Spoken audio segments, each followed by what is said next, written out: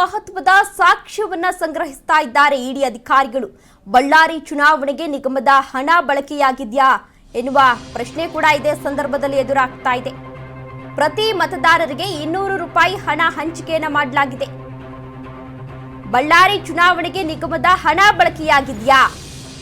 ಪ್ರತಿ ಮತದಾರರಿಗೆ 200 ರೂಪಾಯಿ ಹಣ ಹಂಚಿಕೆ ಮಾಡಲಾಗಿದೆ.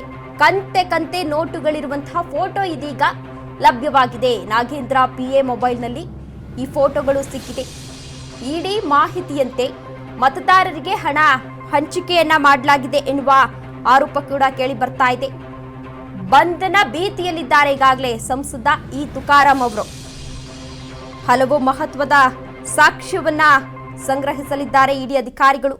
ಬಳ್ಳಾರಿ ಚುನಾವಣೆಗೆ ನಿಗಮದ ಹಣ ಬಳಕೆಯಾಗಿದೆಯಾ? ವಾಲ್ಮೀಕಿ ನಿಗಮ ಹಗರಣದ ತನಿಖೆ ನಡೆಸಿರುವ ಇಡಿ ಹಲವು ಮಹತ್ವದ ಸಾಕ್ಷ್ಯಗಳನ್ನು ಈಗಾಗಲೇ ಸಂಗ್ರಹಿಸಿದೆ. ಬಳ್ಳಾರಿ ಚುನಾವಣೆಯಲ್ಲಿ ನಿಗಮದ ಹಣದಲ್ಲಿ ಪ್ರತಿ ಮತದಾರರಿಗೆ ತಲಾ 200 ರೂಪಾಯಿಯಂತೆ ಹಣ ಹಂಚಲಾಗಿದೆ. ಇದರೊಟ್ಟಿಗೆ ಕಂತೆ ನೋಟುಗಳಿರುವಂತಹ ಫೋಟೋಗಳು ಕೂಡ ಇದೀಗ ನಾಗೇಂದ್ರ PA ಏನಿದ್ರು ಗೋವರ್ಧನ್ ಅವರ ಮೊಬೈಲ್ನಲ್ಲಿ ಎಲ್ಲವೂ ಕೂಡ ಇದೀಗ ಲಭ್ಯವಾಗಿದೆ.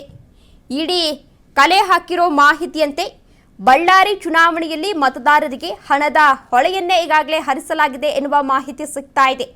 ಈ ಪೈಕಿ ಬಳ್ಳಾರಿ ಗ್ರಾಮಾಂತರದಲ್ಲಿ 5,23,72,400 ರೂಪಾಯಿ, ಇನ್ನು ಬಳ್ಳಾರಿ ನಗರ ಮತದಾರರಿಗೆ 3,75,00,000, ಕಂಪ್ಲಿಯಲ್ಲಿ 3,38,00,000, ಕೂಡ್ಲಿಗಿ ಮತಕ್ಷೇತ್ರದಲ್ಲಿ 3,16,00,000 ಹಣವನ್ನು ಹಂಚಲಾಗಿದೆ ಎನ್ನುವ ಮಾಹಿತಿ ಕೂಡ ಸಿಗ್ತಾ ಇದೆ.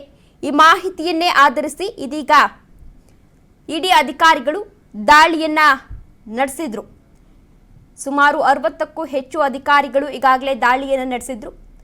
ಈ ಎಲ್ಲ ವಿಚಾರಗಳ ಮಾಹಿತಿಯನ್ನ ಕಲೆ ಹಾಕ್ತಾ ಇದ್ದಾರೆ ಇಡಿ ಅಧಿಕಾರಿಗಳು. ಎಲ್ಲೆಲ್ಲಿ ಎಷ್ಟೆಷ್ಟು ಹಣ ಹಂಚಿಕೆಯನ್ನ ಮಾಡಲಾಗಿದೆ, ಯಾರ್ಯಾರು ಇದರಲ್ಲಿ ಭಾಗಿಯಾಗಿದ್ದಾರೆ, ಎಷ್ಟು ಹಣ ಹಂಚಿಕೆ ಮಾಡಲಾಗಿದೆ, ಎಲ್ಲ ವಿಚಾರವನ್ನ ಇಡಿ ಅಧಿಕಾರಿಗಳು ಇದೀಗ ಕಲೆ ಹಾಕ್ತಾ ಇದ್ದಾರೆ. ಶಾಸಕರಿಗೆ ಪ್ರಶ್ನೆ ಮೇಲೆ ಪ್ರಶ್ನೆ ಮಾಡ್ತಾ ಇದ್ದಾರೆ ಇದೀಗ ಇಡಿ ಅಧಿಕಾರಿಗಳು.